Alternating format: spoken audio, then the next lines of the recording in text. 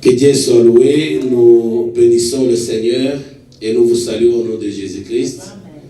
Nous avons été bénis depuis vendredi avec notre frère Armando Gomez. C'est un pionnier, il est dans un ministère d'évangéliste itinérant, il travaille au niveau du corps de Christ et il bouge beaucoup pour la cause de l'évangile dans le monde. Donc, il était dernièrement au Brésil et Dieu a fait de très bonnes choses là-bas. C'est l'évangéliste chante qui a fait aussi de belles chansons, des CD. On a des CD. Si vous êtes intéressé, vous pouvez voir Yannick et vous pouvez vous procurer ces CD-là. C'est une façon de soutenir son ministère. Voilà, donc il va nous parler, depuis des jours il nous parle sur le thème intitulé « Acteur ou consommateur dans la maison ou dans l'église de Dieu ». Et je vais juste le présenter, il va parler lui-même de son témoignage. J'aime beaucoup son témoignage, il a été évangélisé dans la boîte de nuit.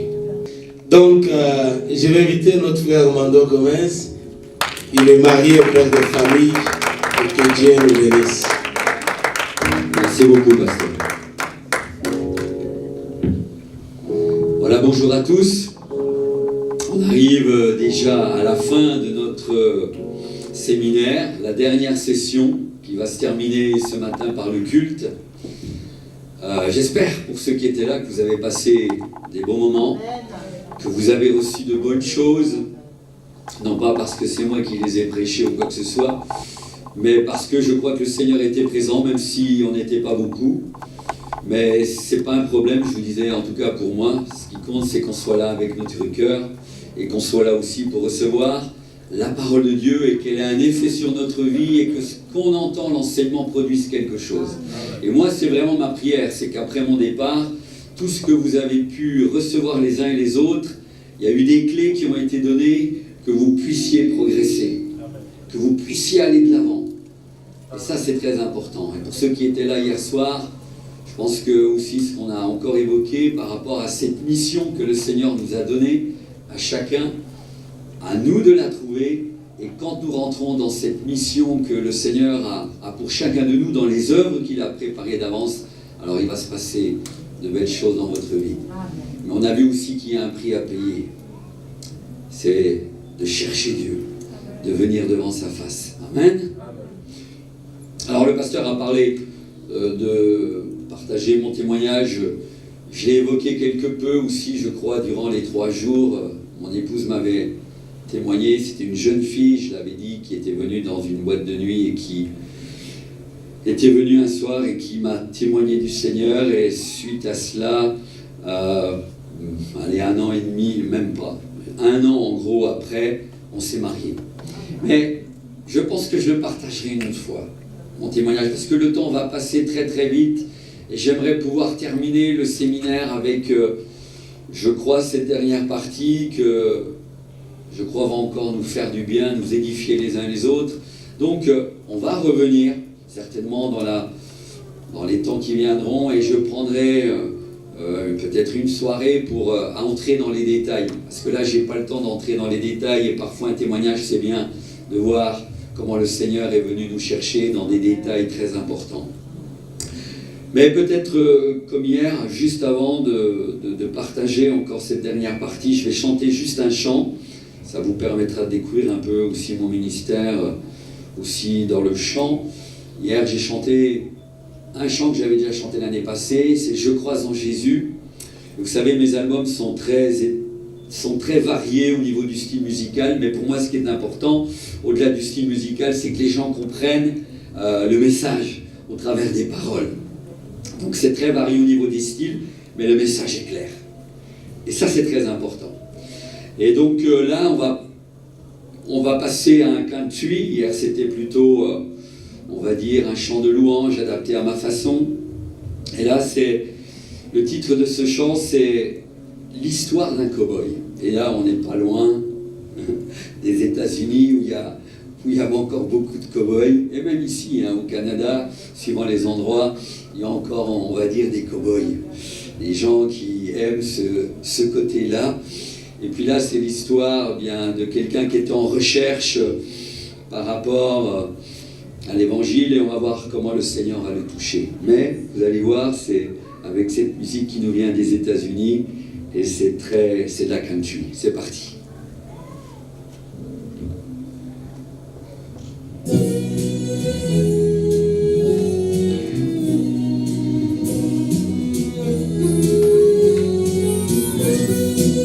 On va taper dans les mains.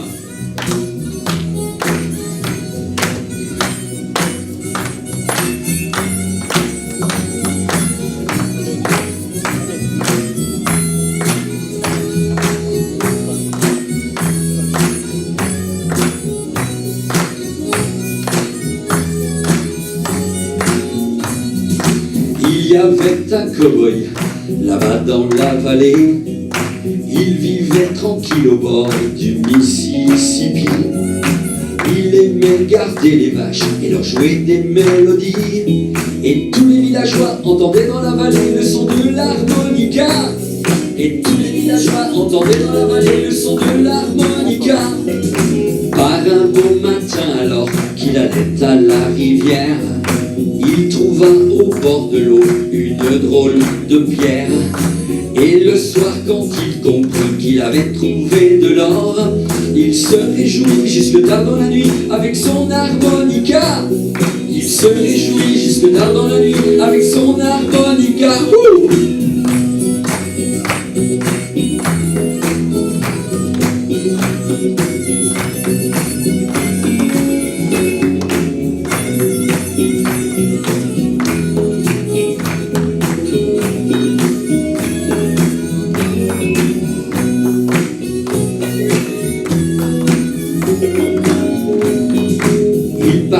À la ville pour dépenser son bien. Il errait tout tranquille jusqu'à ce qu'il n'ait plus rien. Et le soir, quand il comprit qu'il était ruiné, il n'avait même plus de quoi rentrer chez lui. Il se tourna vers le ciel et cria à l'Éternel, au Seigneur, aie pitié, je reconnais mon péché. Et Dieu le délivra et lui montra le chemin. Et notre cow-boy s'en revint, le cœur rempli de joie. Et là-bas, dans la vallée, on entendait chanter. Tout le monde l'avait compris, notre cow-boy avait changé. Il disait que son trésor avait rempli son cœur. Et tous les villageois entendaient dans la vallée le son de l'harmonica. Et tous les villageois entendaient dans la vallée le son de l'harmonica.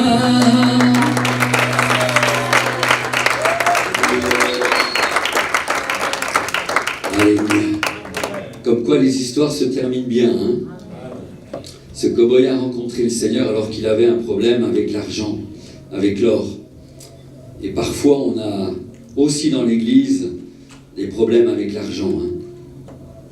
Parfois, le Seigneur a besoin non seulement de toucher notre cœur, comme disait quelqu'un, d'abord, et à un moment de notre vie, il a besoin de toucher notre porte-monnaie. Parce qu'il y a des gens qui se convertissent, mais malgré tout, parfois, ils sont encore très attachés à l'argent.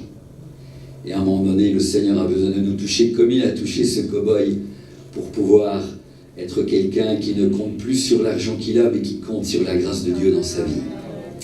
L'argent est nécessaire, mais au-delà de l'argent, c'est la grâce de Dieu dont on a besoin pour tous les jours de notre vie. La Bible dit que le juste ne mendiera pas son pain, parce que le Seigneur est un Seigneur merveilleux qui pourvoit à nos besoins. Est-ce que vous croyez cela? Moi, je le crois, et on peut l'expérimenter jour après jour.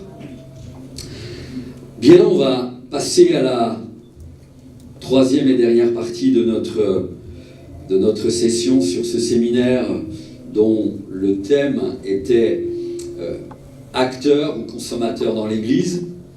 Donc le premier soir, souvenez-vous, le premier message, le premier enseignement, c'était « Mets au service du Seigneur le don que tu as reçu, ce que tu as reçu, Hier soir, nous avons parlé de la mission que le Seigneur a pour chacun de nous avant même que nous venions sur la terre, et c'est à nous de le découvrir. Je ne vais pas à nouveau rentrer dans trop de détails, sauf un que j'en parlerai juste un petit peu après.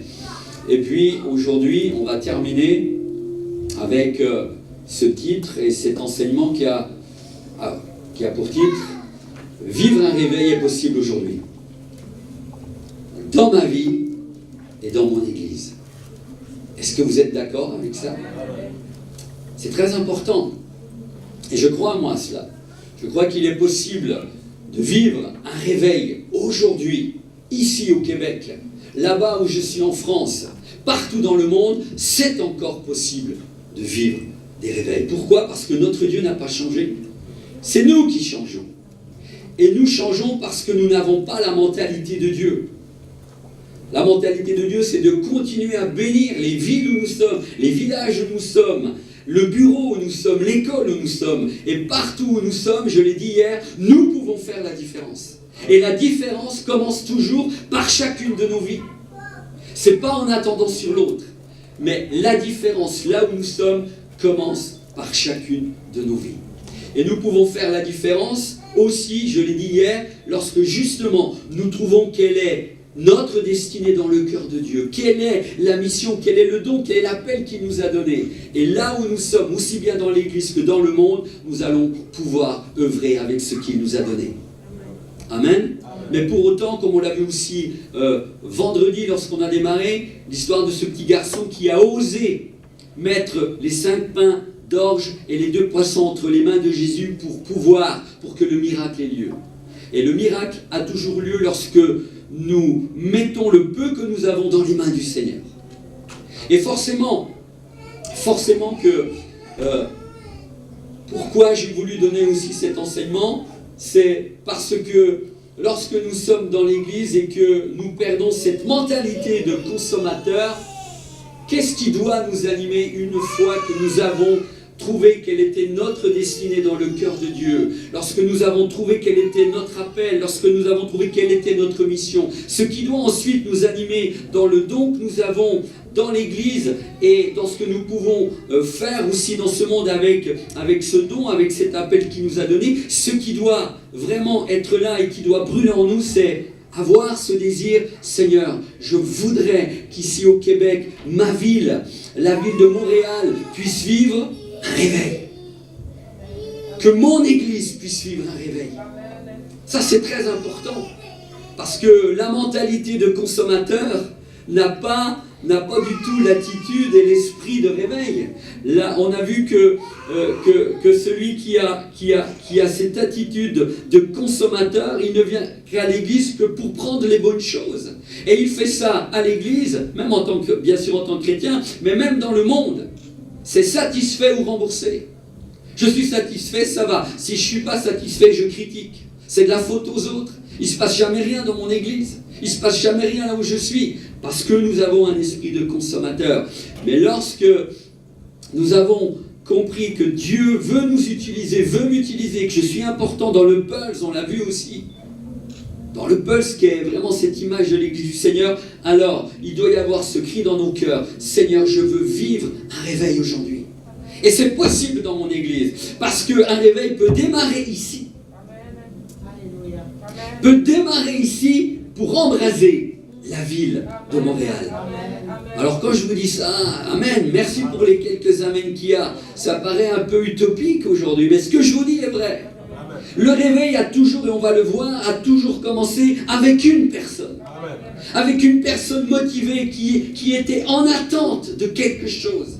Il y avait ce quelque chose, il voulait être un acteur, il voulait être utilisé de Dieu pour que quelque chose se passe. Alors là on parle de réveil, mais ça peut être autre chose. Et quand il y a ce feu en nous, ce désir d'être un acteur de Dieu dans le temps que nous vivons pour que Dieu nous utilise, n'oubliez pas que nous avons été créés pour un but, pour quelque chose de spécial que tu as reçu. Et peut-être que ici, ce matin, dans l'auditoire, à ceux à qui je parle, il y a peut-être ici un Evans Roberts, il y a peut-être ici un Charles Finney, il y a peut-être ici un Spurgeon. Charles, Il y a peut-être ici un nouveau Billy Graham. Amen. Vous savez, quand vous prenez les histoires de ces hommes-là, je vais vous en parler pendant quelques secondes, en développant, plus que quelques secondes, en développant ce message, vous allez voir que c'était des hommes ordinaires à la base. Mais Dieu en a fait des hommes extraordinaires. Amen. Parce que ces hommes, à un moment donné, étaient tellement passionnés par Dieu, tellement passionnés pour les âmes qui sont au dehors et qui sont perdues, que le Seigneur a écouté leurs prières, le Seigneur a écouté leurs cris, et finalement Dieu les a utilisés pour que des réveils incroyables puissent se passer dans leur temps, dans leur ville et dans leur pays. Et des hommes simples, des hommes des jeunes, moins jeunes, plus âgés, vous allez voir, il y avait toute une panoplie. Evans Robert, je vais vous en parler dans quelques instants, un jeune homme de 20 ans. Mais comment Dieu l'a utilisé pour le réveil du pays de Galles.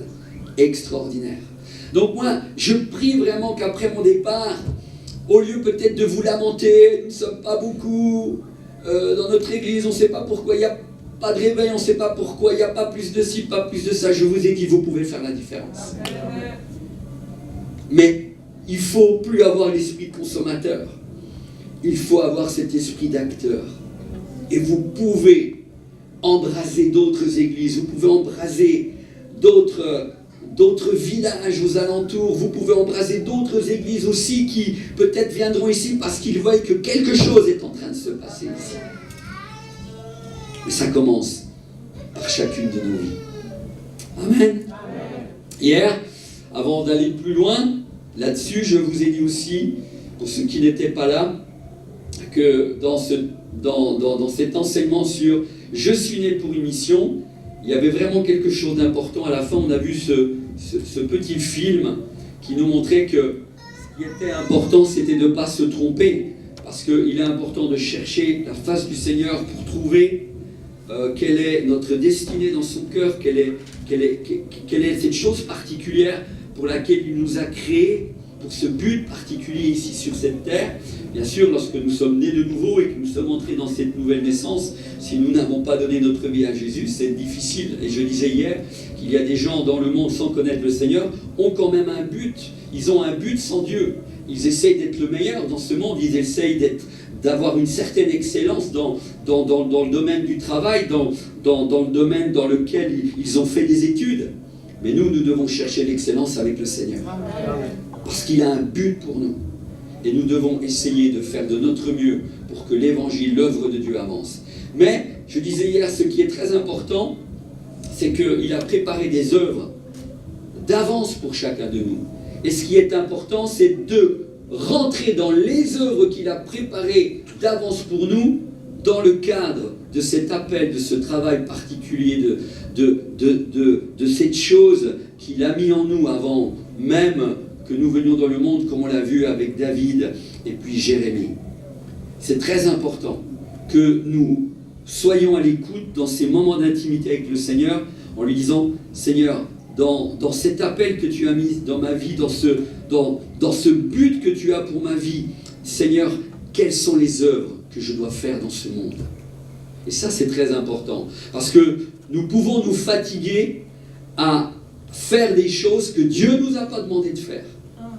Et il y a beaucoup de chrétiens aujourd'hui qui travaillent pour le Seigneur. Ils n'en travaillent tellement qu'ils n'ont même plus le temps de prier. Et ça, c'est une erreur. Il y a des pasteurs, ils sont surchargés. Des leaders, ils sont surchargés. Ils n'ont même plus le temps de prier. Et des chrétiens, pareil. J'ai dit qu'il y a des chrétiens, c'est des consommateurs. Donc, ils ont un agenda tellement plein qu'ils n'ont même plus le temps de prier. Et ça, c'est vraiment aujourd'hui, c'est vraiment quelque chose qui est un obstacle dans la vie des chrétiens, parce qu'ils ont du mal à s'épanouir, parce qu'ils n'ont pas de relation avec leur Seigneur. Forcément. Donc, ils sont toujours en train de courir pour toutes sortes de choses, mais ils ratent ce qui est essentiel, c'est notre relation avec le Seigneur. Donc, ce qui est important dans cette relation, c'est de pouvoir entendre la voix du Seigneur, apprendre, ça aussi, ça s'apprend, apprendre à discerner la voix du Seigneur pour l'écouter et savoir ce qu'il attend de moi, ce qu'il attend de toi. Moi, je sais, et je l'ai dit à plusieurs reprises, si je m'épanouis dans mon ministère aujourd'hui, dans ce que je fais, c'est parce que je sais que je suis dans le plan de Dieu pour ma vie. Est-ce que toi tu le sais? C'est très important, autrement tu ne t'épanouiras pas, et forcément que le travail que tu feras ne portera pas de fruits, parce que tu n'es pas dans le plan de Dieu pour ta vie. Ce qui marche, c'est quand tu es dans les œuvres et dans le service auquel Dieu t'a appelé. Ça va marcher. Parce que sinon, un jour, et je le répète, simplement en résumé, si nous ne sommes pas dans les œuvres que Dieu a préparées d'avance pour nous, dans cet appel, nous allons travailler pour des choses en vain. Et je disais hier, ce sera, comme il est dit dans le livre des Corinthiens, ce sera de la paille, du chaume et du foin. Ce sont ces œuvres qui vont passer par le feu, et finalement ces œuvres, lorsqu'elles passent par le feu, elles vont brûler, parce que la paille, le chaume et le foin vont brûler.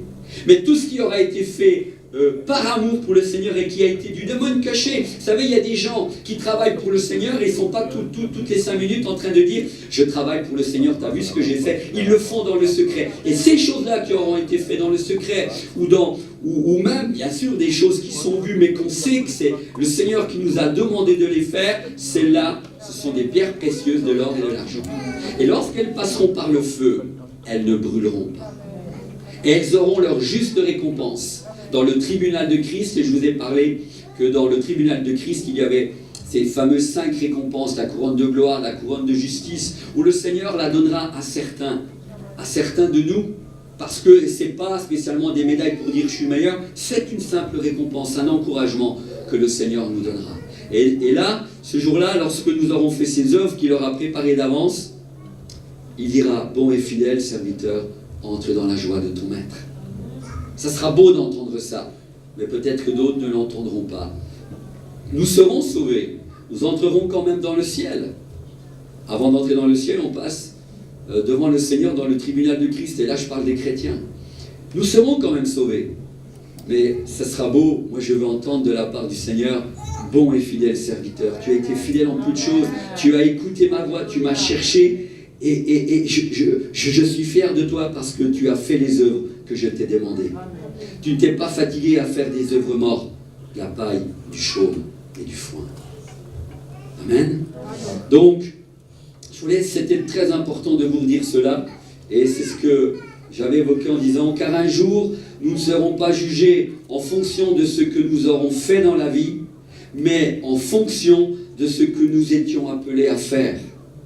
Je répète, car un jour nous ne serons pas jugés en fonction de ce que nous aurons fait dans la vie, mais en fonction de ce que nous étions appelés à faire.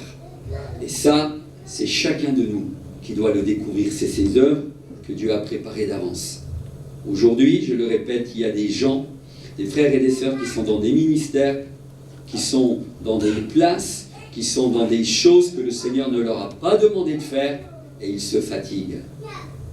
Et ils sont en train de faire des œuvres mortes. Faisons les œuvres que Dieu a préparées d'avance pour nous. Alors revenons maintenant à ce thème, à cette dernière partie. David, tu peux passer la prochaine diapo.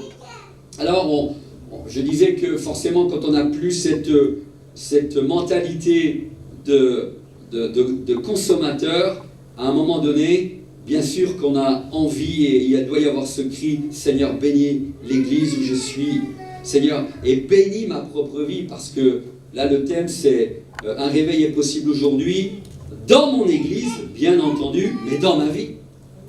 Parce qu'il n'y a pas de réveil possible dans une église, ou dans une ville, ou dans un pays, si ça ne commence pas d'abord par moi-même.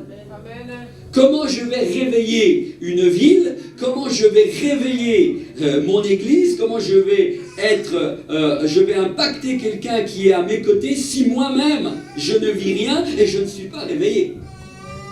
Donc ça commence toujours par nous-mêmes. Mais prenons la définition du réveil.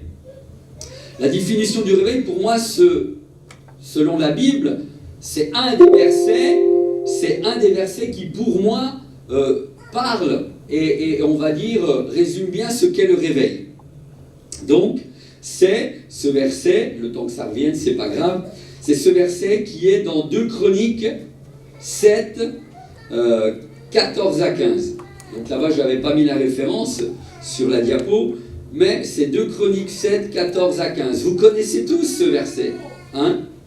Et ce verset dit, « Si mon peuple, sur qui est invoqué mon nom, s'humilie, prie, oui, et cherche ma face, et s'il se détourne de ses mauvaises voies, je l'exaucerai des cieux, je lui pardonnerai son péché, et je guérirai son pays. Mes yeux seront ouverts désormais, et mes oreilles seront attentives à la prière faite en ce lieu. » Et pour moi, c'est vraiment le verset qui résume ce qu'est un réveil. Vraiment. Il y en a d'autres, mais celui-là, il est vraiment très important. Donc pour ceux qui veulent prendre la référence, puisque je ne l'ai pas noté là, je la répète, 2 Chroniques 7, 14 à 15. Donc, très important, hein. Si mon peuple, sur qui est invoqué mon nom, s'humilie, et on va voir que le réveil, c'est toujours, ça revient toujours, il faut d'abord s'humilier. Prie, cherche ma face. Et bien sûr, le réveil, c'est toujours non seulement s'humilier, mais se détourner des mauvaises voies.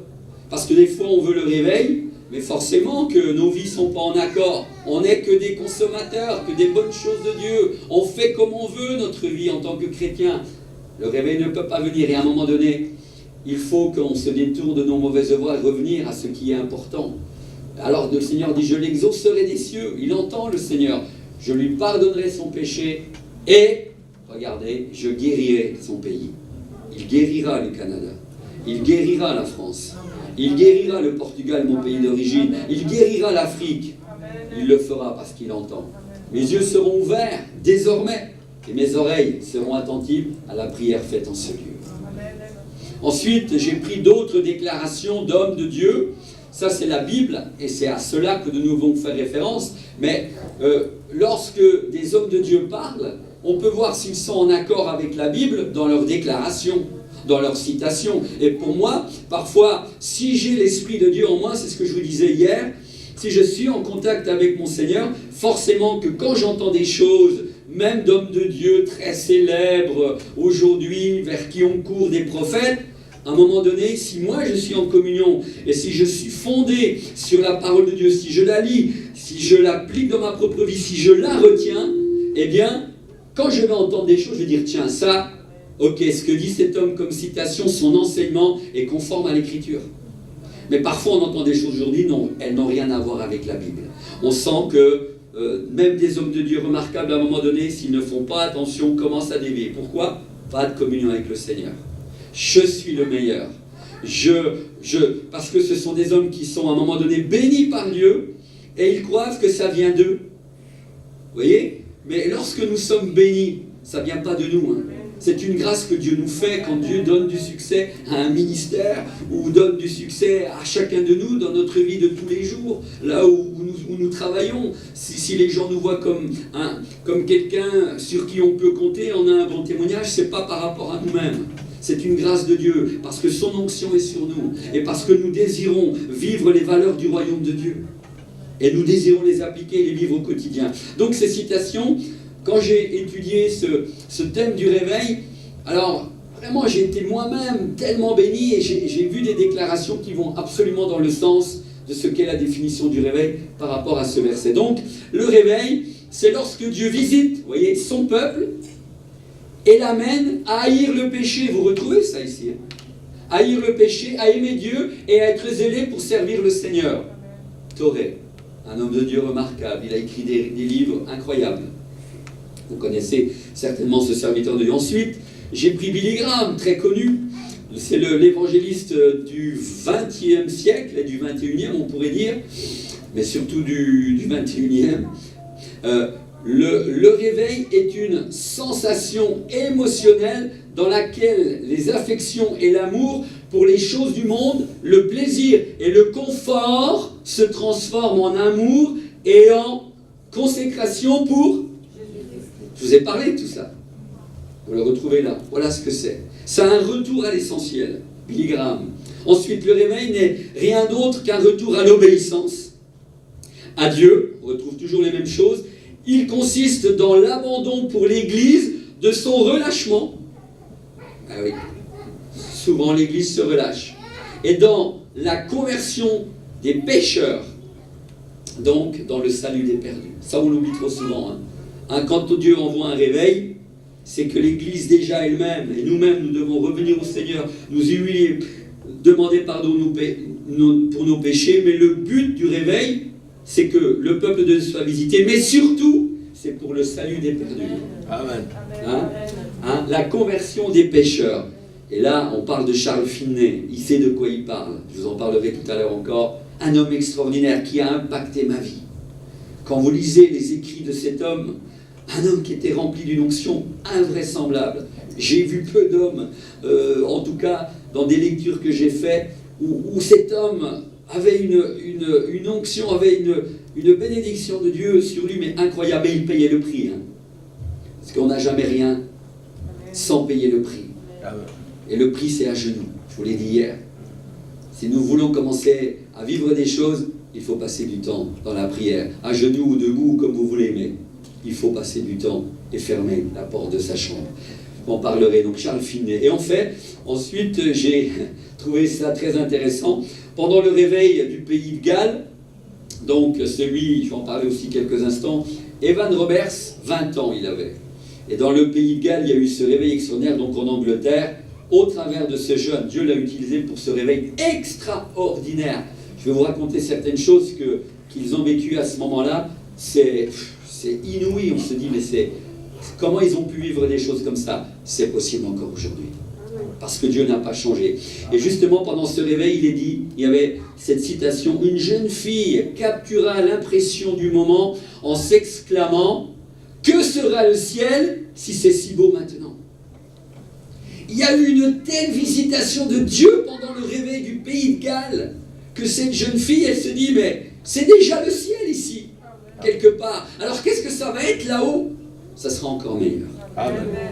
Parce que si Dieu fait des choses extraordinaires ici-bas, dans le ciel, ça sera multiplié par je ne sais combien. N'oublions pas cela. Ici, nous sommes en train de vivre les prémices de ce que sera le ciel. Puissance 1000, 2000, 3000, j'en sais rien. D'accord? Ici, ce ne sont que les prémices, et c'est déjà beau lorsque Dieu visite son peuple. Mais dans le ciel, ça sera encore autre chose. On passe à la prochaine diapo. Alors, quand j'ai étudié ce thème, j'ai vu que pendant le réveil, il se passait toujours deux choses. La première, pour moi, que j'ai découvert, c'est que deux choses donc arrivent. La première, c'est un retour à la prière. Pendant tous les réveils, vous pouvez lire n'importe quel livre sur des réveils qui ont eu à travers les siècles, à chaque fois, premier point, c'est un retour à la prière. Et je vous en ai longuement parlé hier soir, qu'il était important pour un chrétien, pour un leader, de passer du temps dans la prière, d'avoir une relation avec son Seigneur, de fermer la porte.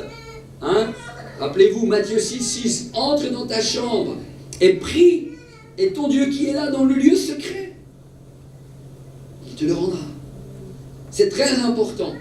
Et à un moment donné, il faut se retirer du bruit de ce monde, du bruit parfois de l'endroit où nous sommes, même à la maison quand nous sommes avec notre femme, nos enfants, il y a un moment donné, il faut se retirer et dire, je vais prendre du temps avec mon Seigneur. Et il faut fermer la porte. C'est la clé. Et donc là, forcément, à chaque fois, pendant les réveils, la prière, c'est vraiment quelque chose qui est une clé. C'est la clé du réveil, c'est la prière. Mais à chaque fois, il y a un retour à la prière incroyable. Et c'est ce qui fait que le réveil vient et des gens redécouvrent la puissance de la prière. Charles Finney encore a dit, on peut s'attendre à un réveil quand les chrétiens sont poussés à le demander dans leur prière. Quand les chrétiens sont poussés à le demander dans leur prière. Ça commence par chacune de nos vies. Et quand on est poussé à le demander dans nos prières, c'est chacun, chez soi, dans sa relation avec le Seigneur. Ensuite, j'ai mis cette citation, la prière fait mouvoir le bras qui régit l'univers. Vous ne pouvez pas vous imaginer même la bombe atomique, la plus forte dans ce monde n'est rien comparément à ce qu'est la prière.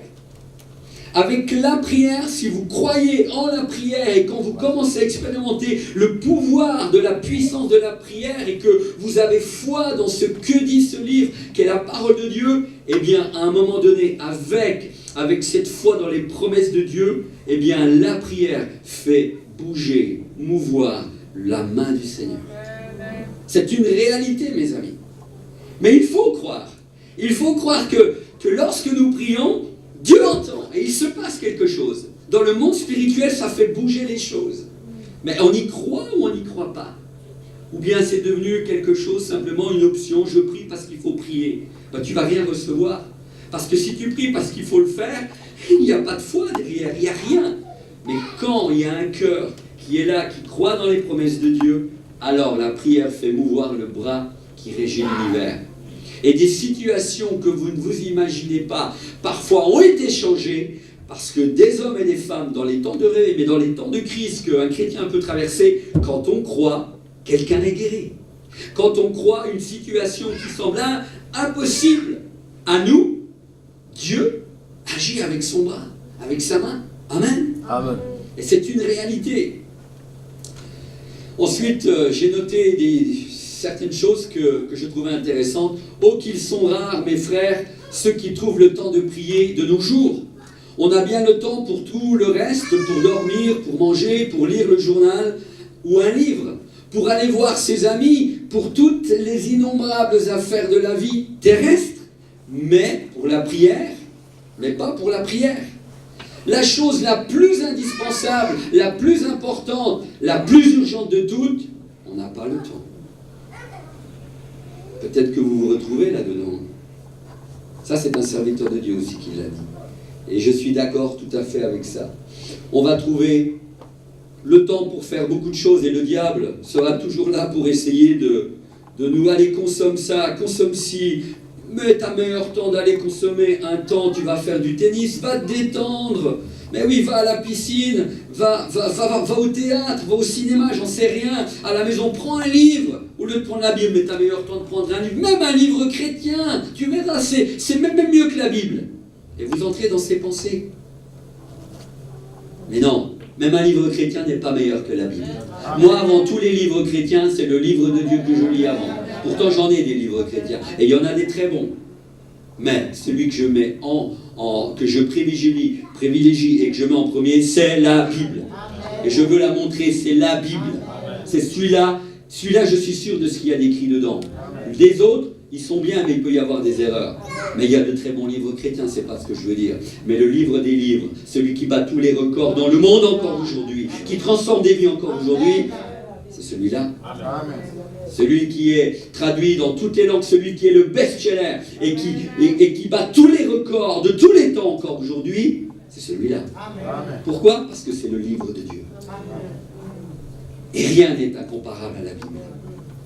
Donc, faisons attention, mes amis. Il faut revenir à l'essentiel. Revoyons notre agenda. Pensons à Suzanne, c'est très important. Alors ça, j'ai été vraiment touché par ça. Et là, comme ça, il n'y aura pas d'histoire avec les sœurs qui sont là ce matin et qui vont me dire « j'ai pas le temps ». Peut-être qu'en lisant ça, vous allez peut-être prendre le temps maintenant. Pensez à Suzanne Wesley, donc la femme du fameux prédicateur, merveilleux prédicateur John Wesley. John Wesley, pareil, quel prédicateur, mes amis. Et donc sa femme Suzanne Wesley, qui bien que mère de 19 enfants, trouvait le temps de s'enfermer dans sa chambre chaque jour pendant 1 heure entière, seul avec son Dieu pour la prière. Non, mes amis, ce n'est pas tellement une question de trouver le temps que de prendre le temps à tout prix. Et cela, nous pouvons le faire si vraiment nous l'avons à cœur. Ça dépend de nous. Qu'on ne vienne pas me raconter n'importe quoi. Ah mais vous savez frère, j'ai quand même 3 enfants, j'ai 2 enfants, je dois m'en occuper. Amen. Mais elle avait 19 enfants. Et elle ne vivait pas au temps d'aujourd'hui, hein. Ça, c'est peut-être 17e, fin 17e siècle, quelque chose comme ça. John Wesley. Et là, les conditions pour élever les enfants et les conditions dans les maisons n'avaient rien à voir avec ce que nous avons aujourd'hui. Aujourd'hui, c'est vraiment, on a tout ce qu'il faut pour les bébés et tout. Là, non, elle en avait 19. Mais chaque jour, elle prenait 1 heure. Elle s'enfermait dans sa chambre parce qu'elle avait besoin de rencontrer son Dieu. Combien d'enfants tu as? Et tu es débordé? Je dis ça vraiment pas pour condamner qui que ce soit, mais pour dire, quand on veut, on met les priorités là où on doit les mettre. Et je crois que cette femme était une bénédiction pour ses enfants, était une bénédiction pour elle-même, parce qu'elle avait besoin de rencontrer son Dieu, Madame Wesley, et elle était une bénédiction pour le ministère de son mari. Parce que John Wesley, quel prédicateur, mes amis! Quel prédicateur! Toutes les églises méthodistes sont nées de son ministère, et encore aujourd'hui, ça a un impact dans ce monde. Son enseignement nous sert aujourd'hui. Dieu l'a utilisé puissamment, mais je crois que parfois sa femme était là. Seigneur, bénis mon mari. Seigneur, tu vois combien il est débordé dans son travail. Mais Seigneur, je prie que ton onction soit sur lui. Et le Seigneur entendait ses prières, parce qu'elle venait directement du cœur de sa propre femme. Et si notre femme ne prie pas pour nous lorsque nous sommes dans le ministère, il y a un problème. Si nous sommes dans le ministère, celle qui doit déjà prier pour nous, c'est notre épouse. Amen. Amen. Parce que, voilà, c'est le couple. Et je crois que Dieu a entendu les prières aussi de cette femme qui avait soif chaque jour, malgré le travail énorme qu'elle devait avoir, 19 enfants, c'était quand même pas rien, mais elle trouvait le temps. Si nous passions, écoutez bien cette citation aussi, si nous passions chaque jour plusieurs heures en prière, dit John Nelson, donc c'est un autre serviteur de Dieu, vous ne manqueriez pas de voir de grandes choses. Amen. Moi, je crois que du moment où on prend du temps dans la prière, vous allez voir, il va commencer à se passer des choses dans votre vie que vous n'avez jamais vues avant. Amen. Sûr. C'est ce qu'il dit, et je le crois. C'était pour lui une règle, écoutez bien, de se lever vers minuit et de s'entretenir avec Dieu jusqu'à 2 heures du matin. Puis il se rendormait tranquillement jusqu'à 4 heures et commençait alors sa journée. Wow. Vous savez, quand on lit ces choses-là, tu te dis, mais c'est pas possible, quoi. Comment il pouvait, vous vous rendez compte, se lever à minuit jusqu'à 2 heures du matin, il priait, il dormait 2 heures, à 4 heures, il se levait, il commençait à bosser. Un serviteur de Dieu. Pourquoi je prends ces exemples? Pour dire que quand on veut, on peut. Et je crois que quand on veut et qu'il y a ce désir, Dieu nous renouvelle. Dieu nous donne son onction. Dieu nous renouvelle. Et c'est vrai, comme il est dit dans Ésaïe, chapitre 40, ceux qui se confient en Dieu renouvellent leur force. Ils sont comme l'aigle. C'est une réalité. Dieu nous renouvelle. Lorsqu'on est à son service, lorsqu'on est un chrétien authentique, lorsqu'on veut le mettre en premier. Parfois, on est étonné de voir les forces qu'on a. On enchaîne les choses, mais Dieu nous renouvelle. Parce qu'il y a une passion pour lui. Ensuite, la dernière, mais toi, quand tu veux... Alors, je reviens à ce que j'ai dit hier.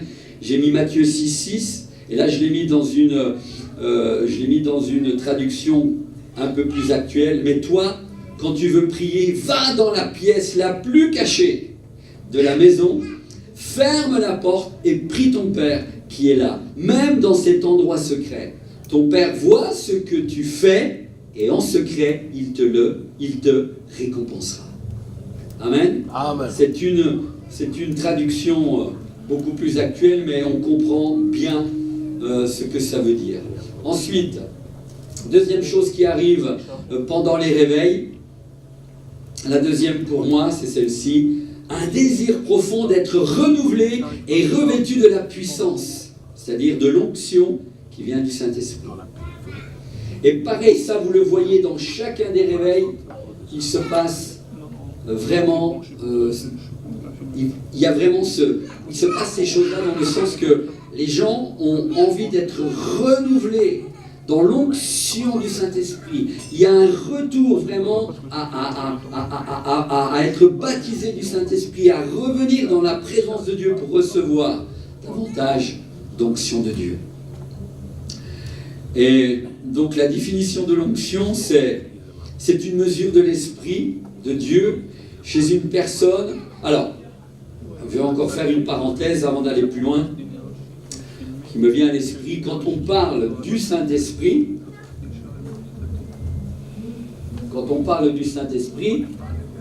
et quand on parle de l'onction, est-ce que c'est la même chose?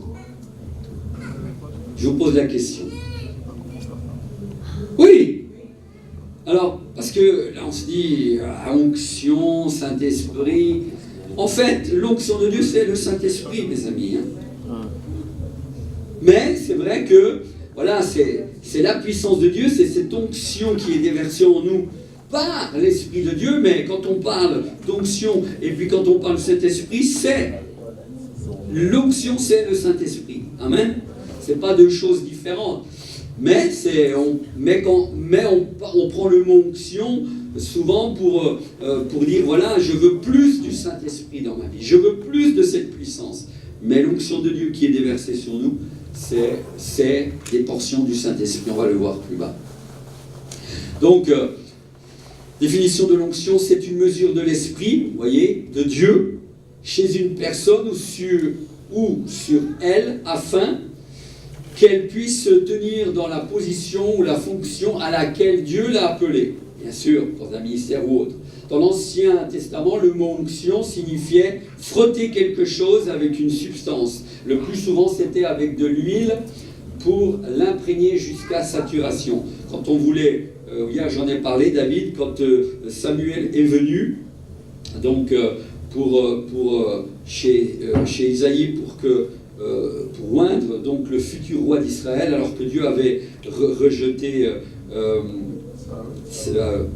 Saül, eh bien, il vient et il voulait oindre déjà, là, à ce moment-là, celui qui allait devenir le futur roi d'Israël, et en l'occurrence, c'était David. Qu'est-ce qu'il a fait? Il a pris de l'huile et il l'a, jusqu'à saturation, il l'a mis certainement sur son front, c'était plutôt sur la tête en général qu'il faisait couler de l'huile sur lui, et voilà, jusqu'à saturation, qu'il frottait, et voilà, donc c'était le signe comme quoi Dieu allait oindre un roi pour un service particulier. Ensuite, j'ai noté en bas ceci: je suis né de nouveau. Alors, ça c'est très important. Je suis né de nouveau, donc, quand je suis né de nouveau, j'ai le Saint-Esprit. Donc, je n'ai pas besoin de le recevoir de nouveau. D'accord? Ça c'est très important. Alors, c'est vrai et c'est faux. Car si nous sommes nés de nouveau, nous pouvons dire que nous avons le Saint-Esprit. Amen. Amen. Du moment où on a donné notre vie à Jésus, le Saint-Esprit est sur nous. Vous l'avez tous, vous avez le Saint-Esprit ici. Ça, il faut que ce soit clair. D'accord. Mais, il nous est donné avec mesure, et je n'ai pas eu le temps ce matin de demander au pasteur quelque chose que j'avais prévu, mais finalement j'ai oublié.